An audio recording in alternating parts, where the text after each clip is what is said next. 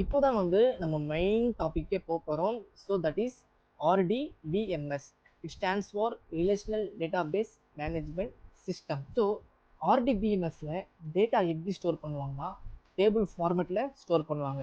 டிபிஎம்எஸ்ல என்ன எப்படி ஸ்டோர் பண்ணுவாங்கன்னா ஒரு ஃபைல் ஃபார்மேட்டில் டேட்டாவை வந்து ஸ்டோர் பண்ணுவாங்க. ஃபார் எக்ஸாம்பிளுக்கு இந்த டேபிள் எடுத்துக்கோங்க. இது வந்து ஒரு ஸ்டூடெண்ட் டேபிள். இதில் ஐடி இருக்குது, நேம் இருக்குது, ஏஜ் இருக்குது. இதில் வந்து 1 வந்து வசி, இவர் வந்து ஏஜ் வந்து 20, இன்னொரு 2 இருக்கிறாரு, இவர் பேர் விஜய், அந்த வந்து அவருடைய ஏஜ் வந்து 21.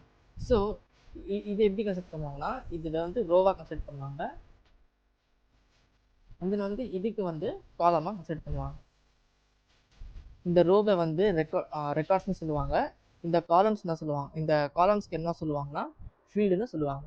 நம்ம ஏன் ரிலேஷனல் டேட்டாபேஸ் மேனேஜ்மெண்ட் சிஸ்டம் சொல்கிறோம் உங்களுக்கு தெரியுமா?